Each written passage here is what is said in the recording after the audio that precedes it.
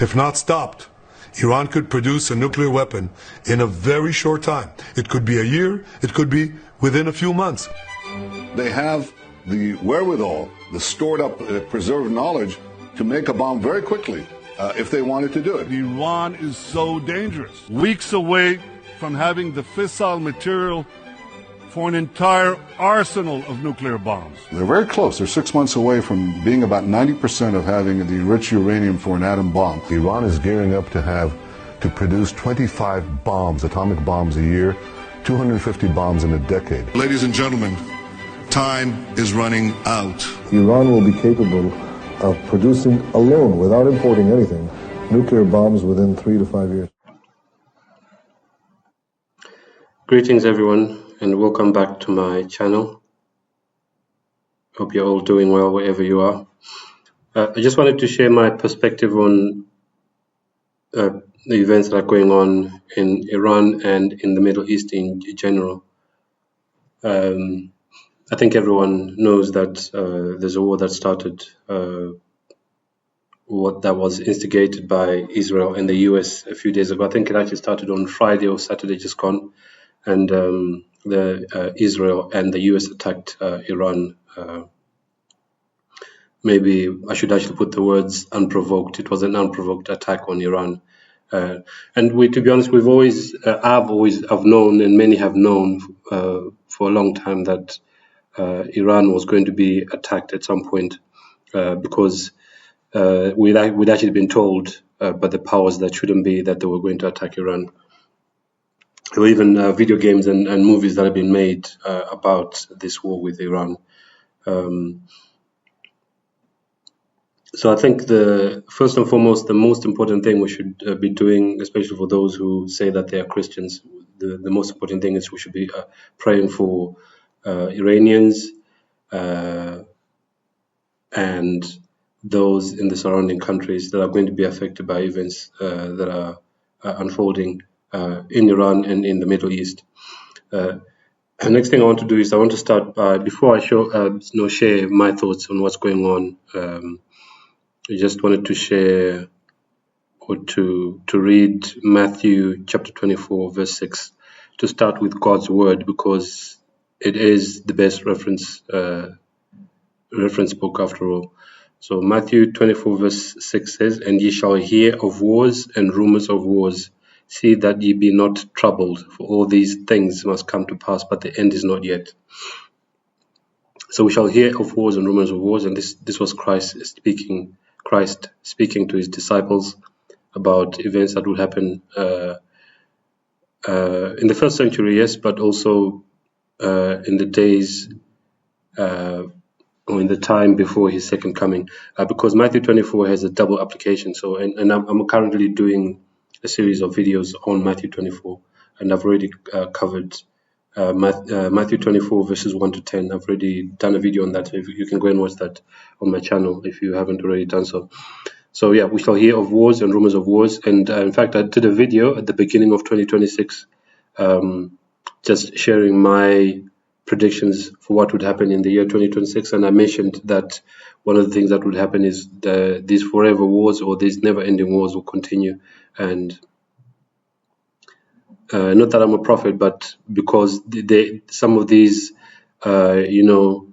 powerful people, and even in Hollywood movies, and I also mentioned even in video games, they tell us some of the things that they're planning. It's called predictive programming. So they had already said that there was going to be a war with Iran. So it's kind of expected, really. But of course, that doesn't mean that we shouldn't pray that these wars don't take place. We should be praying that they don't take place, because they cause a lot of unnecessary human suffering. And maybe just for those who may be questioning what is the war really about, not because we can't believe what the politicians say. For instance, Trump has been going around talking about peace, and he has created this organization called the Board of Peace, which some say is actually bored of peace, as in B-O-R-E-D, that they are bored with peace and they want war. So anyway, he's created this organization called the Board of Peace, and there are videos in which Trump, even before he became president, I believe, had said that he didn't believe in war and that he was criticizing Obama for trying to start wars with other countries or starting wars with other countries. But he's doing the very same thing. Why is Trump going to war with Iran or any other country after he has said that he's against war? Well, because Trump, like all other politicians, is a puppet. And some of you stood away maybe thinking, yeah, he's a puppet of Israel. I don't believe that. I don't believe that he's a puppet of Israel. I believe that's just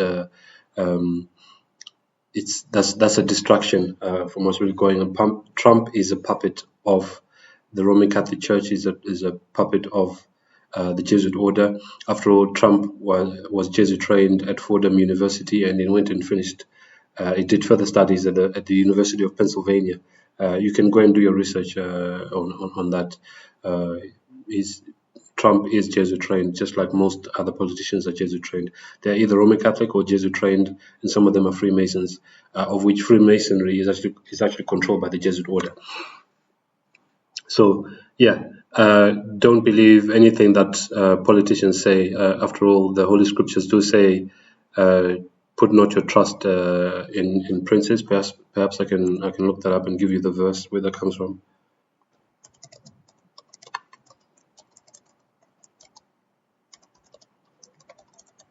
I think it says, "Put not your trust in princes or in the Son of Man." Let's just see where that verse is from. See, Psalms 146 verse 3. And why I'm sharing this verse is because there are many, especially Americans, who not only voted for Donald Trump, but also had a lot of faith in him, thinking that he would turn things around for America in terms of getting America to change its trajectory in terms of the way that America was going. A lot of Americans felt that America as a country was going downhill, and they thought that Trump would be their savior, but he has disappointed them on so many fronts. So anyway, Psalms 146 verse 3 says, "Put not your trust in princes, nor in the Son of Man, in whom there is no help." I've just thought of another verse actually. Cursed is the man who makes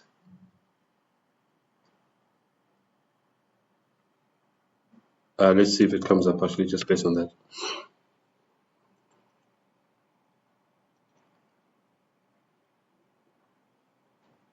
Yeah, I knew it was in Jeremiah, but I wasn't sure exactly what verse it was.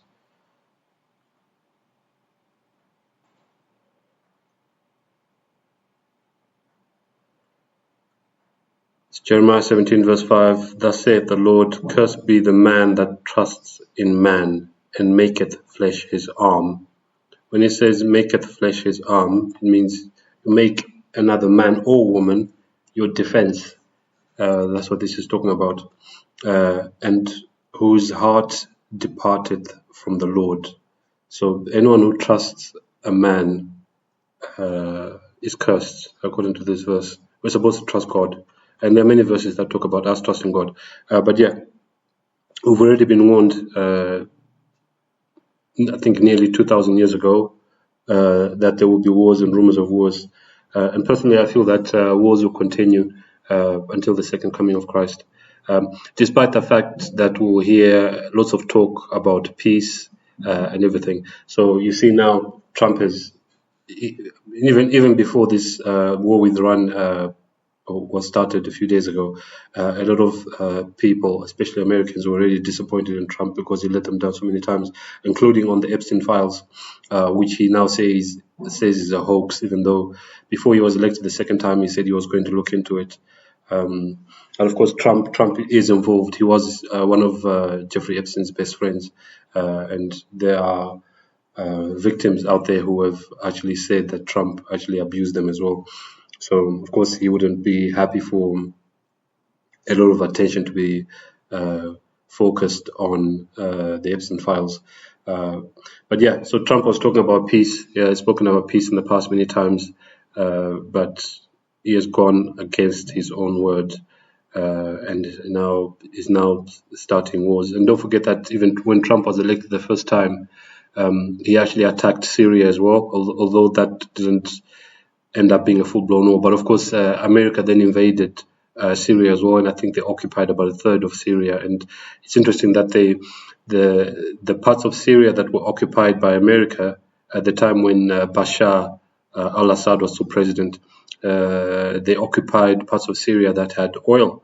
It seems that there's obviously one of the reasons why wars are fought is for resources, and of course Iran has a lot of oil, and that's something we're going to cover in this video. So maybe just a bit of history on Iran, without going into too much detail, because those who are watching, you can go into your own research. I just want to give you a brief history of Iran, and so that we can have a good understanding of how we came to be where we are now. So of course, Iran is mentioned in the Holy Scriptures, but it's mentioned as Persia. That's what. It's not. I don't think it's mentioned as Iran at all. I don't think the word Iran is mentioned in the Holy Scriptures. Perhaps we can do a search on that on eSword, but it's referred to as Persia in the Book of Daniel, because the Book of Daniel is a prophecy of 4 major kingdoms that will come upon the earth, and it starts with.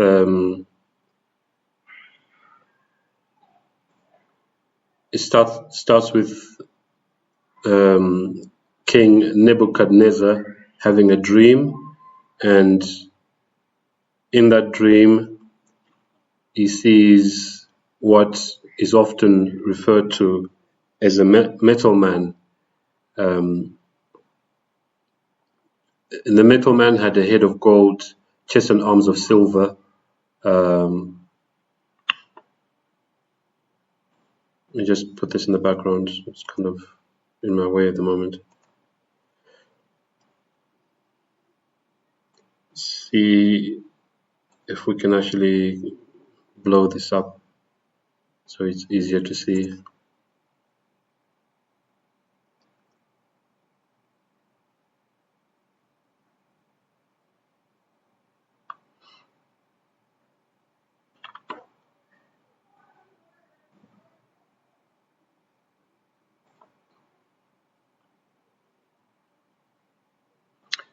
Yeah, let's just go back to the previous page. So Nebuchadnezzar had a dream, and what he saw in the dream was a metal man. And the reason why God gave Nebuchadnezzar this dream was because he was concerned about his kingdom and what would happen to his kingdom after he had died. So he saw in his dream a metal man with a head of gold, chest and arms of silver,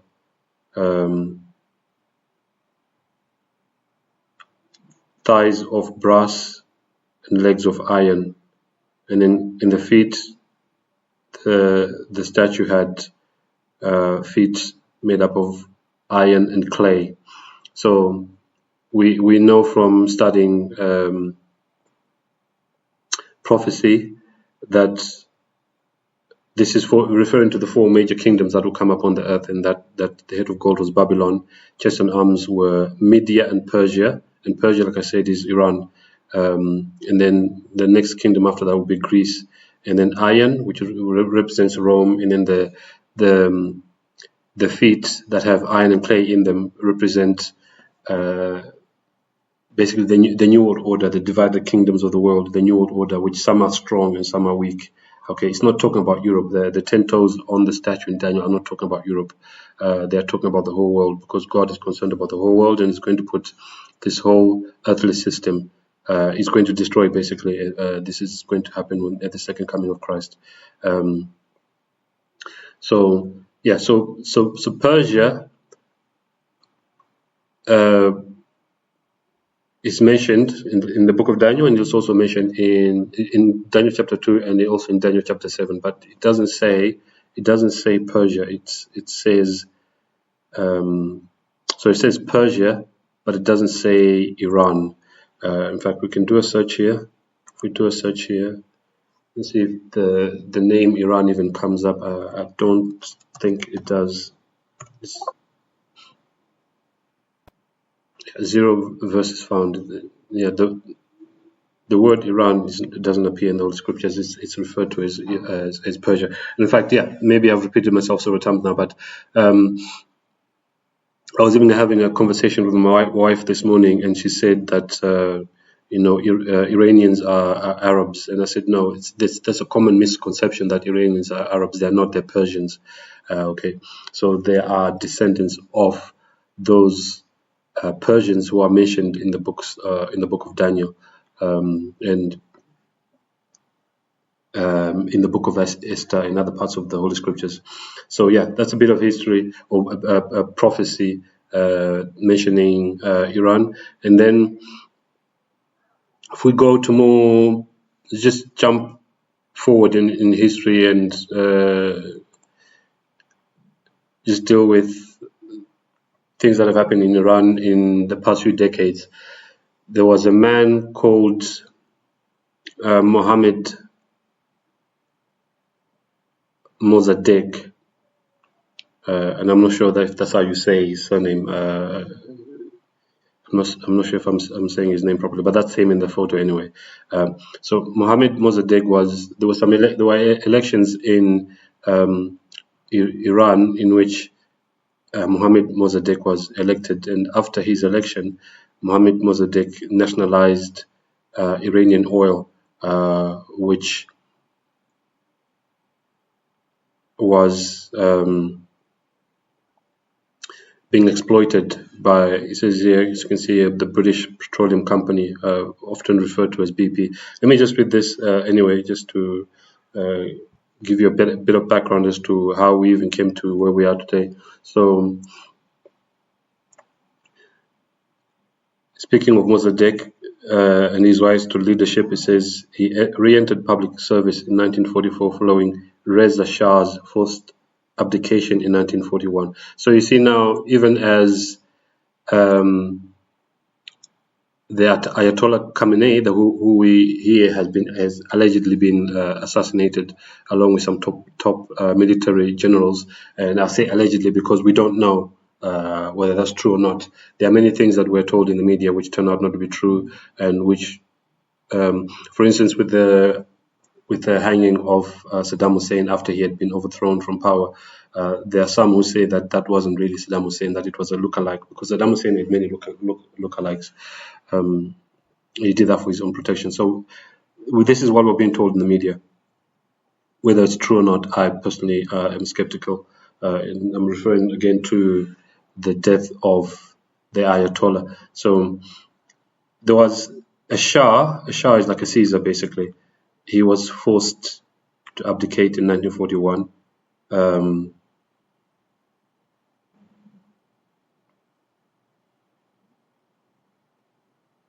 So, speaking of Mossadegh, says he built considerable political strength based largely on his call to nationalize the concession and installations in Iran of the British-owned Anglo-Iranian Oil Company. So you see, the British were benefiting and exploiting Iranian oil. Today, this company is known as BP. It says in March 1951, the Majles passed his Oil Nationalization Act, and I think this word here has to do with, it refers to politics in Iran.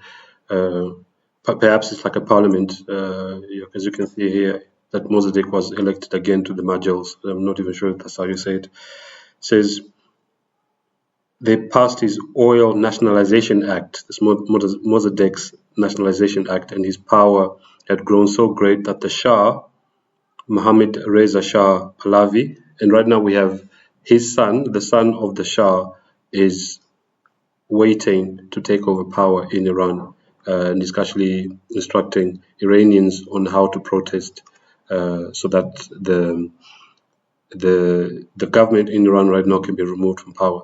says was virtually forced to appoint him premier. So the Shah was forced to appoint Mossadegh as premier.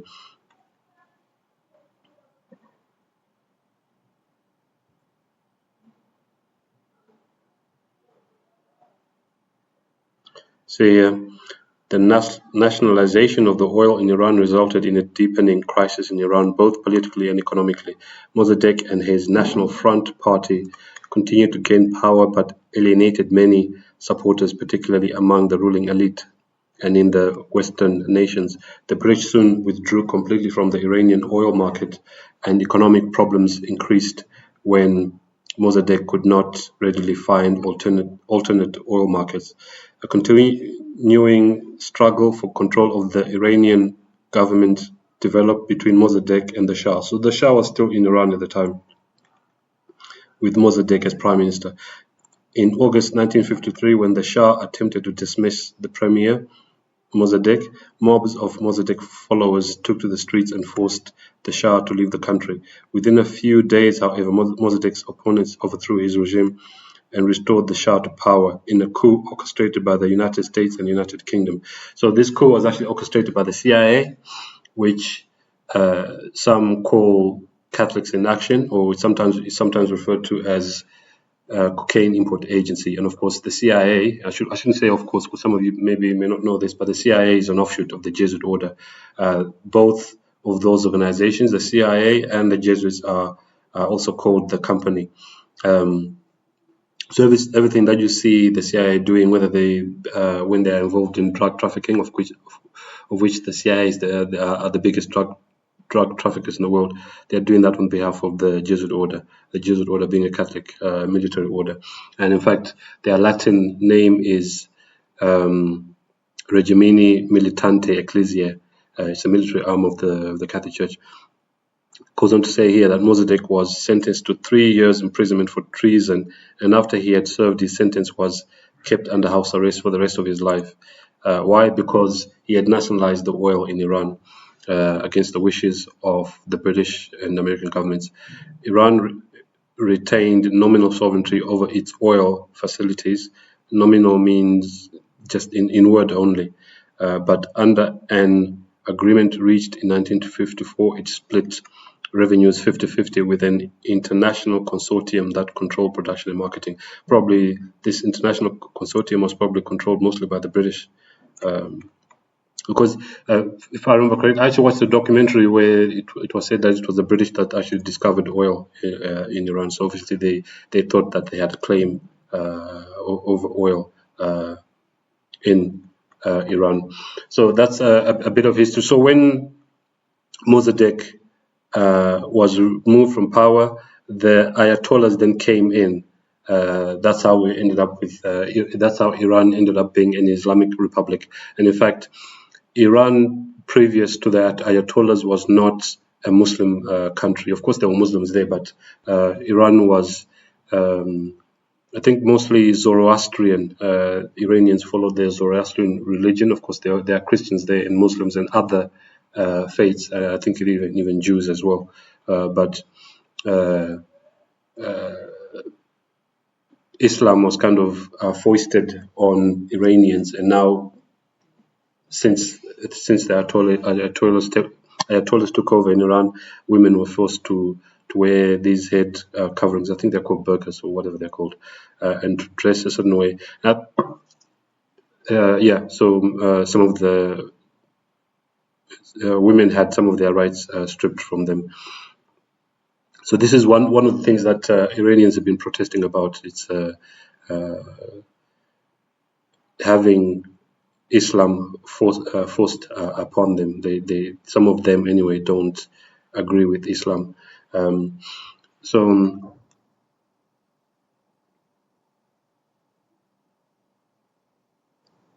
Just going back to Matthew 24, remember that Christ warned his disciples, of which we are disciples too, that when the disciples asked him what the signs of the end times would be, they thinking that the destruction of the temple in Jerusalem would be the end of the world, but which was incorrect. But Jesus warned many times, as you can see here in Matthew 24 verse 4, says, "Take heed that no man deceive you."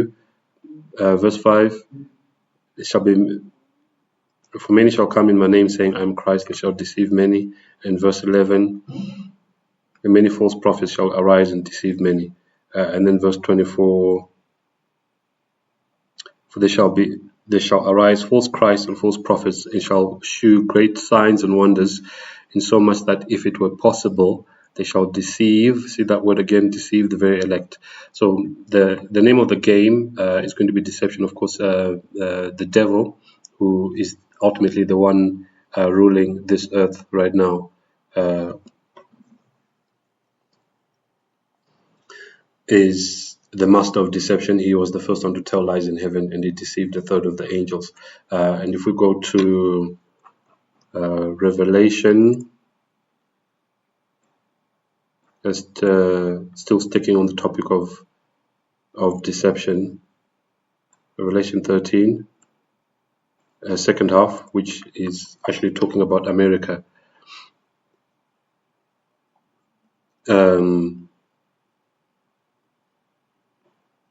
And America is not mentioned by name. It doesn't say America or United States of America. It gives us attributes. Okay, and we can tell from those attributes that it's talking about America.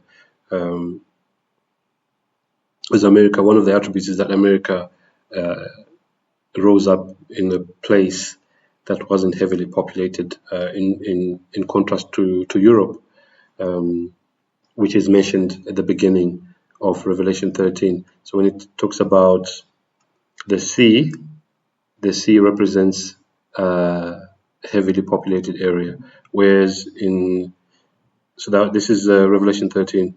It's verse 11, "And I beheld another beast, a beast being a kingdom, coming up out of the earth." The earth is the opposite of the sea. It's a sparsely populated area.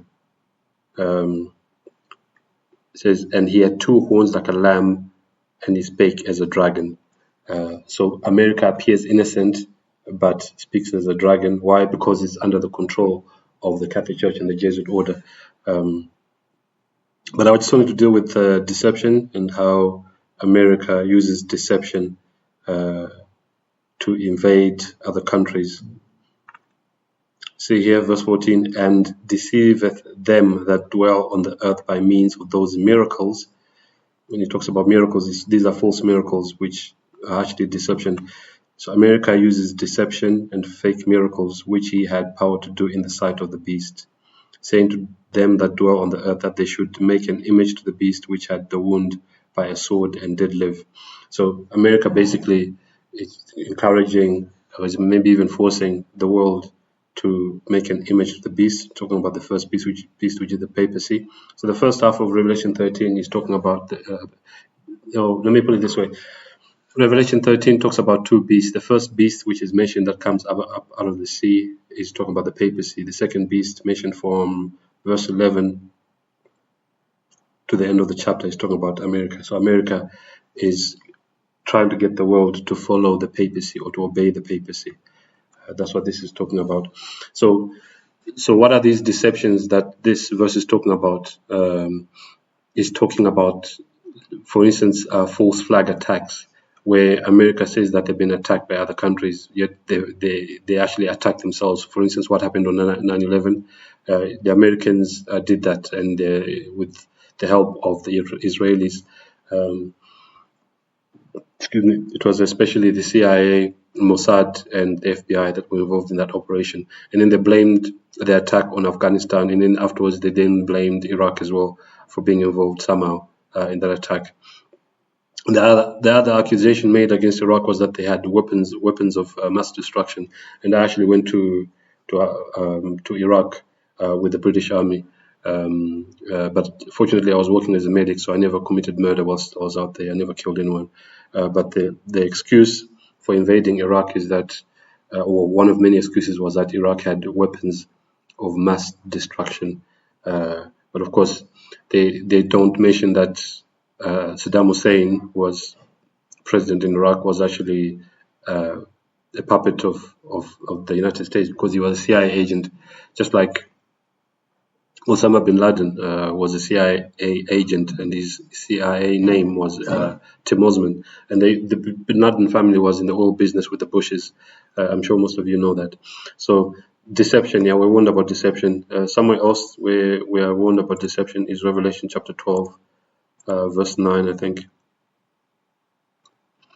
And I'll explain why I'm talking a lot about deception. Revelation 12, verse 9, and the great dragon was cast out, that old serpent called the devil and Satan, which deceiveth, you see that word again, the whole world. He was cast out into the earth, and his angels were cast out with him. So the whole world is being deceived by the devil, especially when you see any major events taking place on the earth. They are all based on deception. Things like scamdemics, which of course pandemics don't really exist at all. Any major events, including wars. Okay, remember that there was this fictional character called Sun Tzu, who they say wrote a book called The Art of War, which I actually have a copy of this book. So this character called Sun Tzu, Chinese general, who they say was a Chinese general called Sun Tzu, they say he wrote a book called The Art of War. And in The Art of War, he wrote many principles on how to conduct war. And one of the principles is all warfare is based on deception. Yeah. So now I've showed you many places in the Holy Scriptures where it talks about deception. It says all warfare is based on deception. Why am I sharing this with you? I'm sharing this to let you know that everything we're being told about this war with Iran is based on lies. For instance, that Iran is trying to attain nuclear weapons. That's all lies, and even the figures or the numbers that we've been given of the protesters that were killed in Iran, I believe that's based on a lie, because we can't believe anything we're being told, because we've been lied to so many times, including when the USA went to war with Iraq the first time. They said that Saddam's troops had removed babies from incubators in Kuwait, which turned out to be a lie. And also 9/11 was a lie. The story about the Vietnamese attacking a United States ship in the Gulf of Tonkin was a lie, and of course that lie led to Americans going to war with in Vietnam. So yeah, all warfare is based on deception. That includes, it says all warfare. It doesn't say some warfare. All warfare is based on deception. That includes the war with Iran. So just a few more things about this so we are told that this character called Sun Tzu wrote this book, but actually, based on my research, this book was actually written by Jesuits, and it's actually a Jesuit war manual.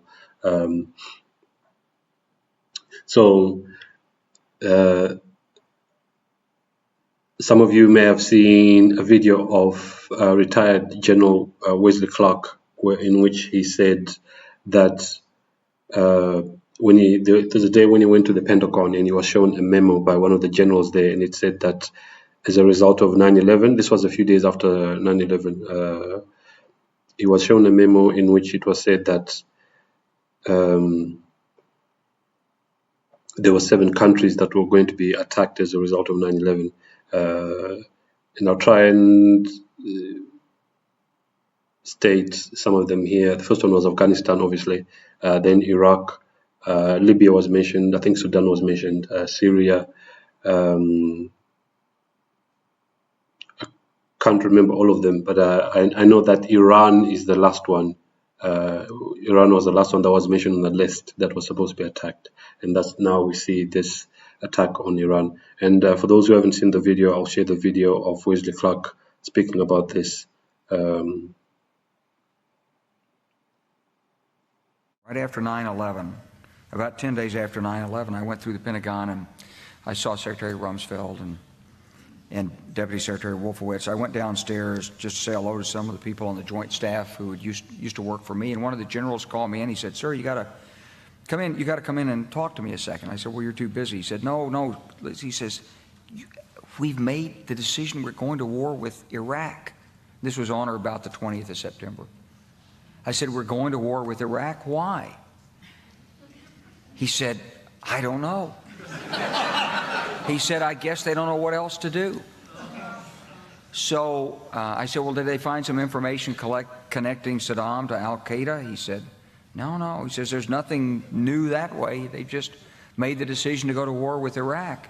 He said, I guess it's like we don't know what to do about terrorists, but we've got a good military and we can take down governments. And he said, I guess if the only tool you have is a hammer, every problem has to look like a nail. So I came back to see him a few weeks later, and by that time we were bombing in Afghanistan. I said, are we still going to war with Iraq? And he said, oh, it's worse than that. He said, he reached over on his desk, he picked up a piece of paper, and he said, I just got this down from upstairs, meaning the Secretary of Defense's office today, and he said, this is a memo that describes how we're going to take out 7 countries in 5 years, starting with Iraq and then Syria, Lebanon, Libya, Somalia, Sudan, and finishing off Iran. I said, is it classified? He said, yes, sir. I said, well, don't show it to me. And I saw him a year or so ago, and I said, you remember that? He said, sir, I didn't show you that memo. I didn't show it to you. I'm sorry, what did you say his name was? I'm not going to give you his name. So go through the countries again. Well, starting with Iraq, then Syria and Lebanon, then Libya, then Somalia and Sudan, and then back to Iran. There's also another video in which there's a man who says that he became friends with someone quite high up on the inside, who told him that there was going to be a war with Iran, that the war was going to be based on lies, and there was a pre-planned agenda with regards to that war, or the war with Iran, which will result in the curtailing of our human rights. For instance, restrictions on travel and the monitoring of communications and many other things. And I'll also share that video here. The first thing that he heard was they were talking about the fact that Israel didn't look as if it was getting prepared to attack Iran anytime soon. This was a problem. Even back in June 2005, they were apparently concerned that what it was that was planned on some kind of a timeline wasn't rolling out according to schedule. They were in a hurry, and this is important to understand, they were in a rush to try and roll out this sequence of events. Now, what he described is what the sequence of events was. It starts with Israel attacking Iran. The plan is for either Iran or for China to retaliate after Iran is struck with a nuclear weapon. At that point, there will be a limited nuclear exchange in the Middle East, followed by a ceasefire. He heard this being planned in this meeting. This is being choreographed. It's like the script for a movie. This is exactly what's intended to happen. In this rollout of this crazy scenario, where it is intended that there will be a limited nuclear exchange in the Middle East, the idea is that as the world looks upon this with horror, then they will demand from their governments that there are heavy controls over travel, over communication, over people who meet, over people who protest in the streets. They want to make sure that they don't have crazy bombers on aeroplanes, crazy bombers in the shopping malls. They want to make sure, and because people will be driven into fear by this, they'll request and demand and insist on heavy controls from their governments, which will be justified. And this is where you're going to kind of get the martial law situation in all the Western countries. It's intended as a justification. All of this is just the start of something, because this story gets much bigger, and it's pretty horrible. So something else, we are warned several times about deception. If we go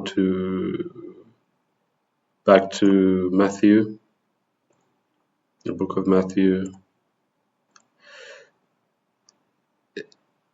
we are not to believe everything we're being told about what's going on in the Middle East. For instance, we're being told that Iran is attacking its neighbor, that they're attacking Saudi Arabia and Bahrain and other countries which actually haven't, or United Arab Emirates. We are told that Iran is attacking these countries, but actually we can't believe anything that we're being told because we've been lied to so many times. What could actually be happening is it could be Israel that's actually attacking some of these countries and then placing the blame on Iran. And then the other thing that could happen in this war as well is that I think it's called the Al-Aqsa Mosque in Jerusalem could actually be bombed as well and destroyed because these European Jews in Israel want to rebuild. They want to build a third temple so they can start their sacrifices. That could be a reason to blow up the mosque, which will then be blamed on Iran. But perhaps Iran is not the one, firing missiles on its neighboring countries. So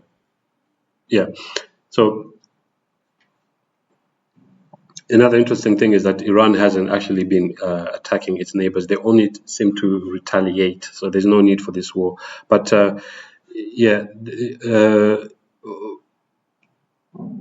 something else as well to consider is that Iran is under the thumb of the Roman Catholic Church, just like all other countries in the world are under the thumb of the Roman Catholic Church. But it does seem like there's enmity between Iran and Israel and the United States, but we're not to believe everything we hear. For instance, something else that's interesting is that I'm just sharing a few interesting facts before I finish the video. The first Ayatollah, I don't know if these Islamic leaders, I'm not even sure how you spell it. The first Ayatollah was who basically took over in Iran when Iran became an Islamic republic, was actually part British, because maybe I didn't finish the history of Iran with regards to oil and stuff like that. So when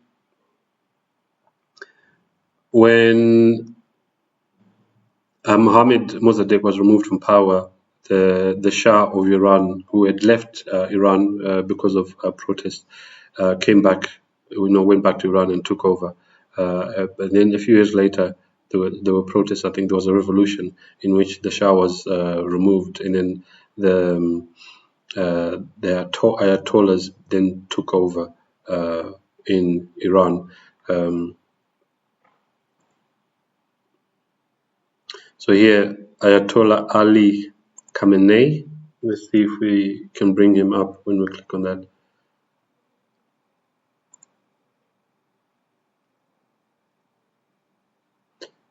So Ayatollah Ali Khamenei was the one that took over as supreme leader no, that's not him.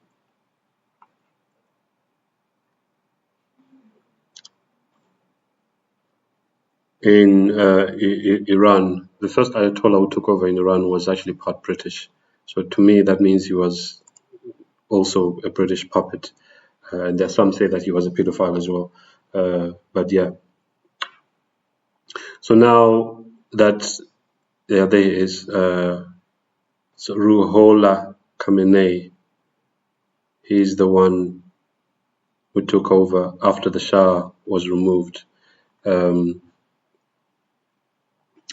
the one that I was saying was part British, but of course he passed away a while ago. And then the one I was showing you just now is the one who they say was killed a few days ago. This one here.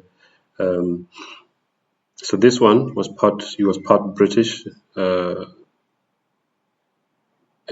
when he became the supreme leader in Iran, that's when Iran became an Islamic republic. And then now they're telling us that this one is dead. And then now that this one is dead, we have Reza Pahlavi, who is the son of the Shah that was removed from power.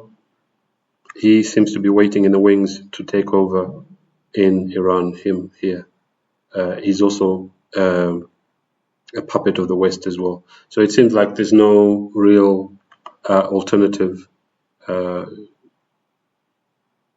Iranians, they either have to choose between having an Islamic Republic or having a Shah who is the puppet of the West to rule them. So yeah, that's what I wanted to share in this video with the events that are ongoing in Iran and in the Middle East. Don't believe everything you hear.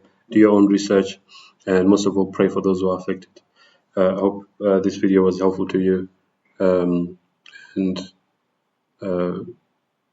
thanks for watching the video, and I'll see you in the next one.